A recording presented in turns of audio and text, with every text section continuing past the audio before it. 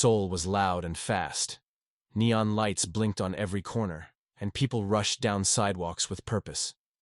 But Ha-yun moved quietly, her steps careful, her head slightly lowered. She had learned how to make herself small. In the world she lived in, it was safer that way. Ha-yun was 26, with long black hair always tied in a low ponytail. Her face was soft, not because of makeup or elegance, but because of kindness. She didn't have much, not money, not freedom, not time.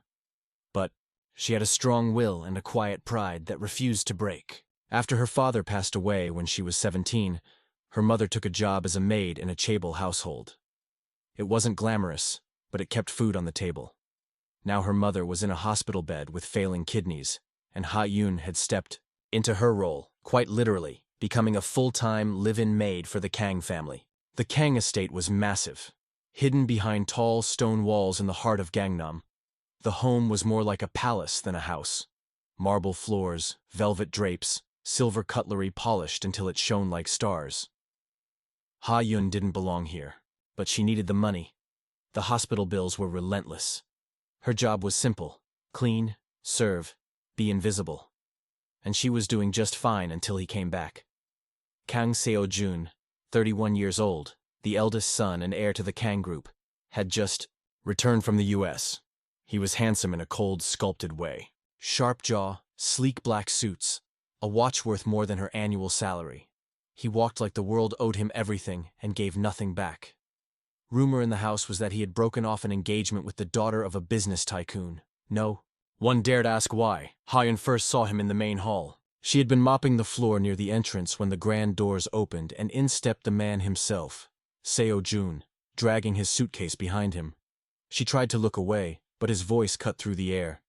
"You're blocking the hallway." She scrambled to move, nearly slipping on the wet tile. "I'm sorry," she murmured, lowering her eyes. He didn't say another word, just walked past her, his shoes leaving wet prints on the floor she had just cleaned. That was their beginning. Over the next few days, their paths crossed occasionally. Ha-yun remained quiet, doing her work. But she started noticing things about him. He never smiled. He ate alone. He spent hours in his study, staring out the window, lost in thought. And then there was the cat. A scruffy, gray stray cat had started showing up in the backyard. No one fed it, except Ha-yun. She left small bowls of rice or fish near the steps, hoping no one would notice. But one night, just before midnight, she found someone else already crouched by the cat, offering it a slice of ham. Seo-jun. The both froze. "You feed him too?" Ha-yun asked quietly. Seo-jun looked embarrassed for half a second, then stood up and brushed off his pants. "It's just a cat." But as he turned to leave, he said without looking at her, "Don't tell anyone." She smiled. "I won't." Something shifted that night. The next day, while setting the table for breakfast, Ha-yun accidentally spilled a bowl of hot soup on his designer shirt. It wasn't her fault. Another maid had bumped her elbow.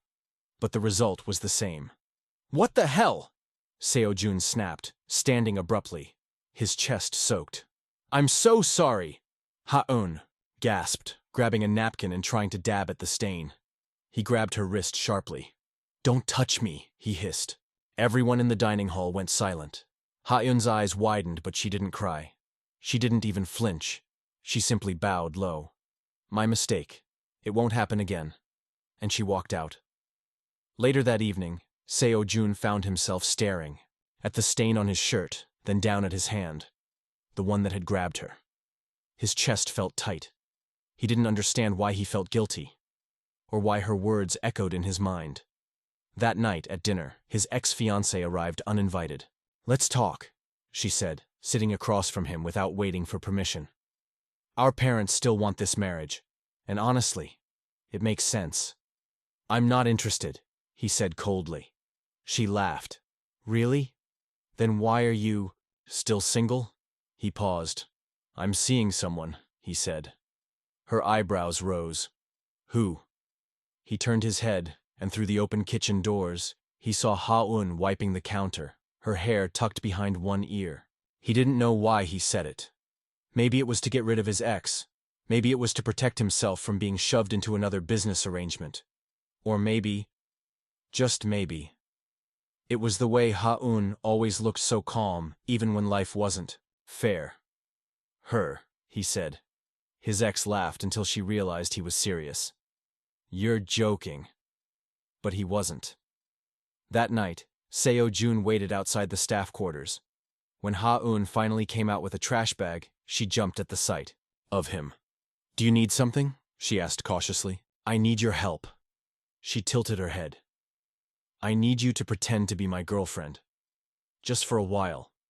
To keep my ex and my family off my back. She blinked, stunned. In return, I'll pay for your mother's hospital bills. All of them. Ha-yun's fingers tightened around the trash bag. And after that, she whispered. After that, we walk away. He extended his hand. Ha-yun looked at it. Everything in her life had been about survival. But this could change everything. Not just for her, but for her mother. She nodded slowly. Okay. And that was how it began. The contract was simple. 1 month of pretending. 1 month of holding hands in public. Showing up at family, dinners, and acting like they were in love. Ha-yun told herself it was just a role, like cleaning floors or preparing tea. It wasn't real. But from the moment she stepped out of the maid's uniform and into the dress Seo-jun's assistant delivered, nothing felt the same. The dress was navy blue, elegant and modest, but too expensive for someone like her. The heels hurt her feet, and her hair, freshly styled at a salon she never thought she'd enter, felt too perfect, too heavy. She didn't recognize the woman in the mirror. She wasn't pretending to be someone else. She was hiding.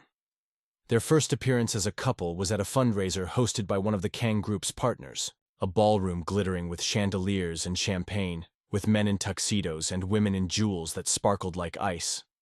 When they entered arm in arm, the room paused. Seo-jun leaned in, his lips near her ear. Just smile. I'll do the rest. Ha-yun nodded, swallowing hard. They greeted guests together. He introduced her as someone special. Some nodded politely. Others narrowed their eyes. One woman looked her up and down and asked, "Which family are you from?" Ha-yun's heart stuttered. She forced a smile. "A very small one." Seo-jun laughed smoothly. "That's what I like about her." Later, alone on the balcony, Ha-un leaned against the railing, staring at the Seoul skyline glittering in the distance. Her feet ached. Her stomach was tight from nerves.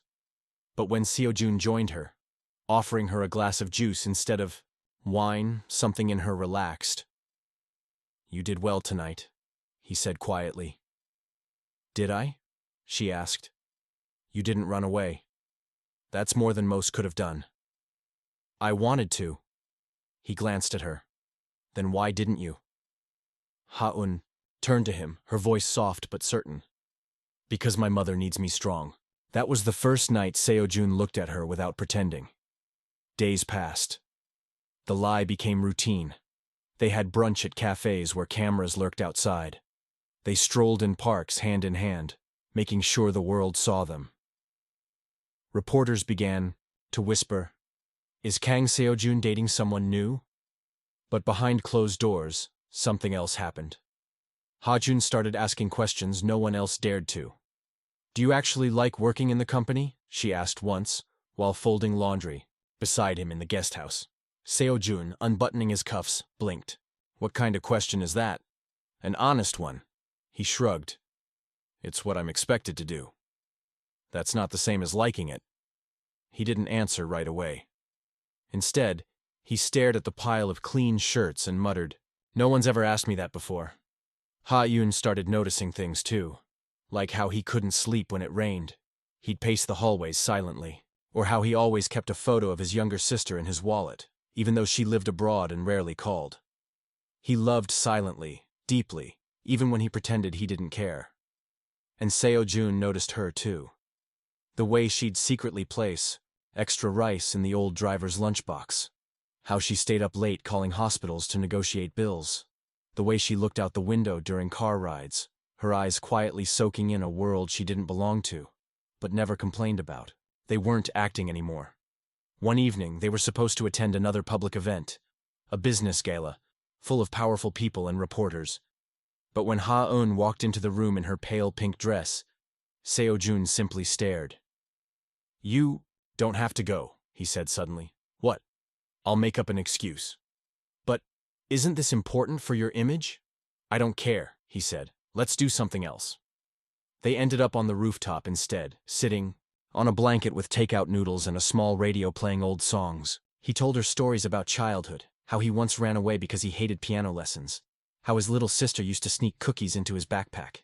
Ha-eun laughed more that night than she had in months.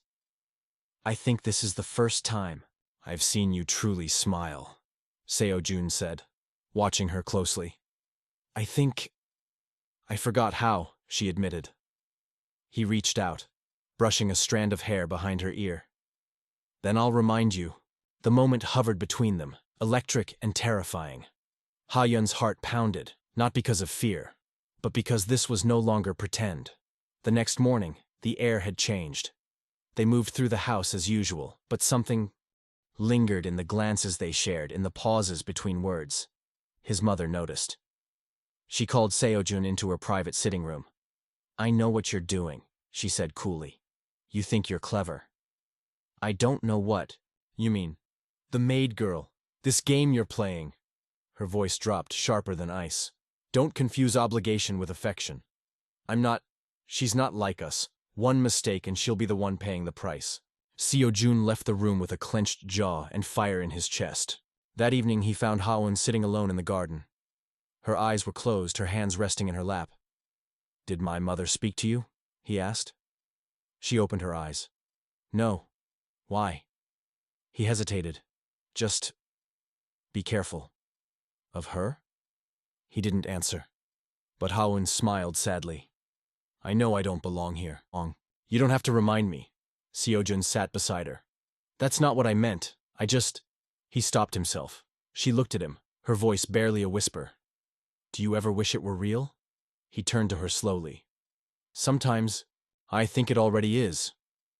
But reality has its way of breaking illusions." The very next day, Seo-jun's ex-fiancée returned, and this time, she brought ammunition. At a press event, in front of reporters and flashing cameras, she stepped to the microphone. "I congratulate Seo-jun on his new relationship," she said sweetly. "But I think the public deserves transparency, especially when the new girlfriend's mother once worked in his household as a maid." Gasps filled the room. Ha-eun stood, frozen near the back, her face pale, her breath caught in her throat. People turned to stare. Whispers spread like fire. "Is it true? Was she just a maid?" "She tricked him. She's nothing." Seo-jun stepped forward, but Ha-eun was already gone. By the time he searched the hallways and parking lot, she had disappeared. Seo-jun didn't realize how quiet his apartment had become until she was gone. No humming while she tidied up. No soft clatter of dishes in the morning. No scent of ginger tea that Ha-eun used to brew when the nights were cold. The night Ha-eun disappeared after the scandal, he returned to find her things gone. Her uniform hung neatly on the hook by the door, her phone number disconnected, and her room bare, like she had never existed. Panic crept into his chest. He called every contact he could think of. No one had seen her. His mother called that same night. "It's better this way," she said with cold certainty. "You had to end the act eventually." Seo-jun didn't respond. For once, he couldn't find the words to argue. Days turned into weeks. Work no longer made sense. The meetings, the presentations, the future plans, they all felt pointless. He sat in his office, looking out the window as snow began to fall over the city. A memory hit him. Ha-eun laughing as snow landed on her eyelashes, saying she'd never seen Seoul so beautiful. He left the office without telling anyone. He walked to the hospital where Ha-eun's mother was being treated. The nurses looked surprised to see him again. "You came back," one of them said softly. "She mentioned you used to visit." Seo-jun nodded. "I want to continue covering her medical bills." The nurse smiled with faint sadness. Ha-eun stopped by last. Weak, she looked tired, but determined. I think she's working somewhere new, far. Do you know where? He asked, hope flickering.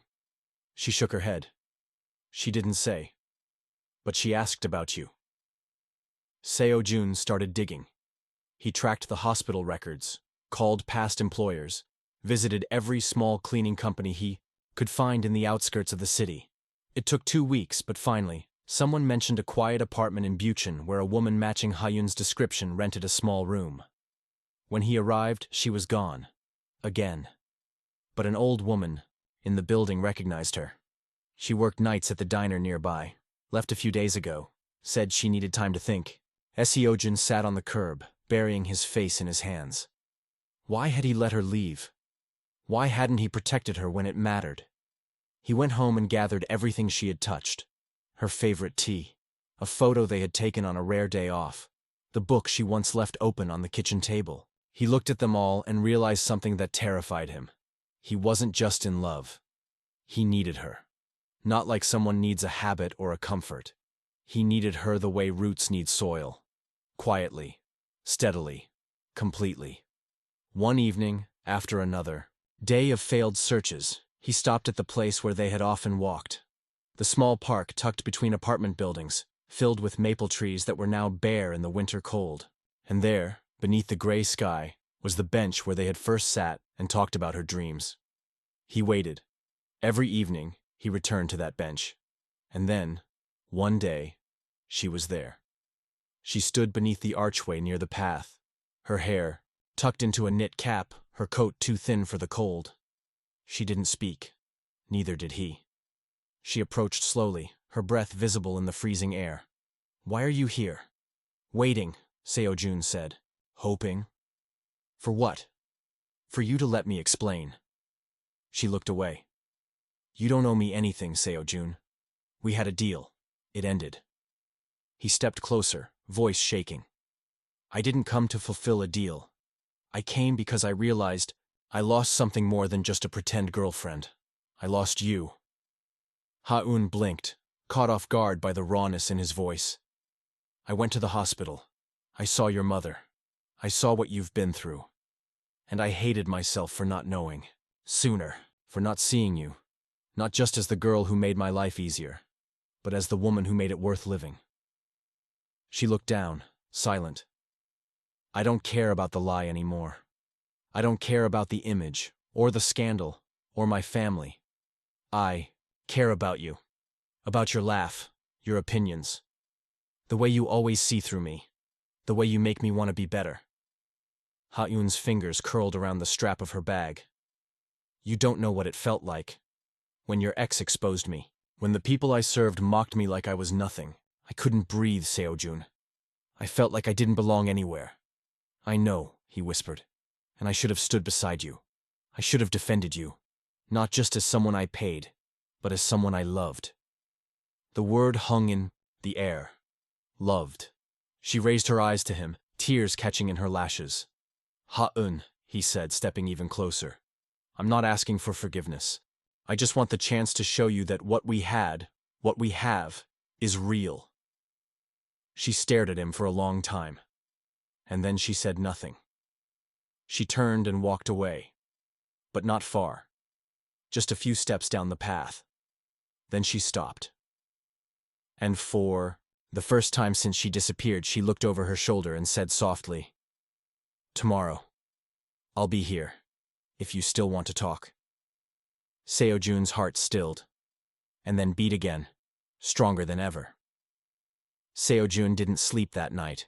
Every time he closed his eyes, he saw her face again, framed by the gray sky, lips trembling with unsaid words, her back slowly turning but never fully walking away.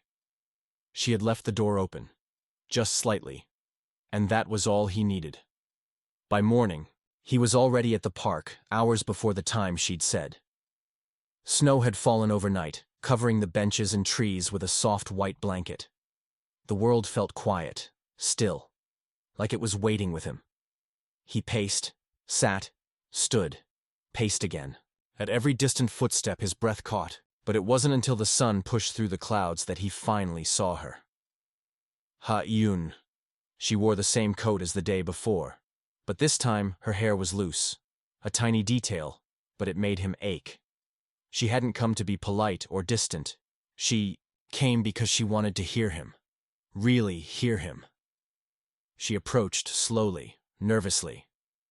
"You waited." "I said I would." They stood in front of each other in the cold, the air thick with everything they hadn't said. "I've never done this before," Ha-eun said, eyes lowered. "Letting someone in like this. Letting myself want more." Seo-jun swallowed hard. "I never thought I'd be the one begging someone to stay. I've always been the one walking. Away first. Safer that way. And now? Now I know that safety isn't love. And I'd rather risk everything than live another day without you." She looked up. "Even if everyone else is against it? I don't care. Let them be against it. Let them whisper, criticize, turn their backs. I won't. Not ever again." Ha-eun's voice softened. "I was afraid I was just another responsibility to you. Another task you were handling out of guilt or pity." Seo-jun stepped closer. "You were never a task. You were the only real thing in my life. When you left, I felt it. Like I'd lost a part of myself.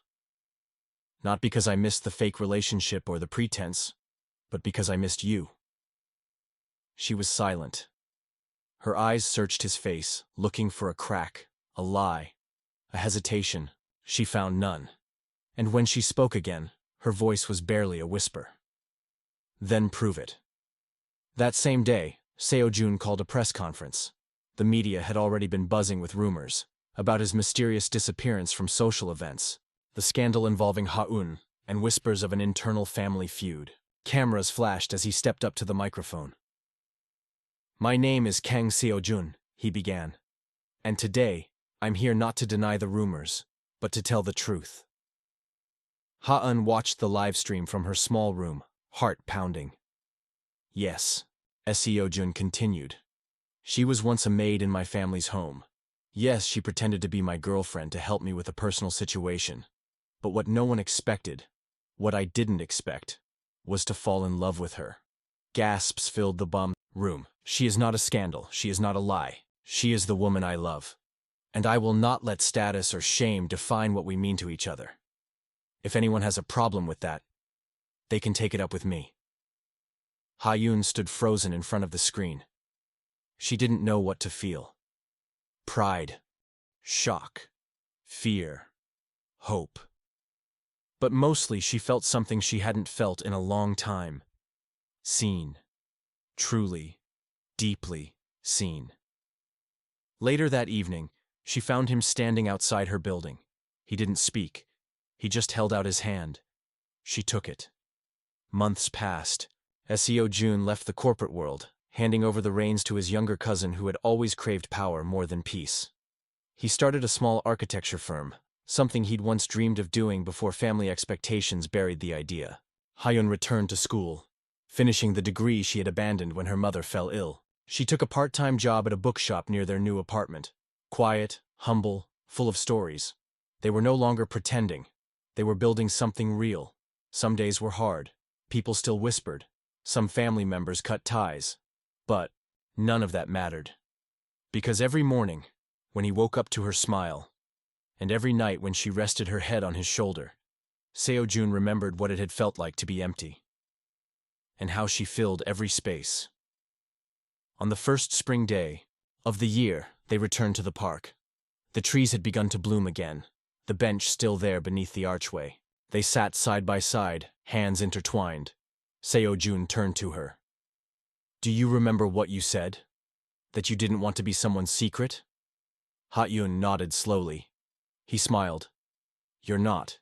You never were. You're the beginning of everything I didn't know I needed." She leaned her head on his shoulder. "I know," she whispered.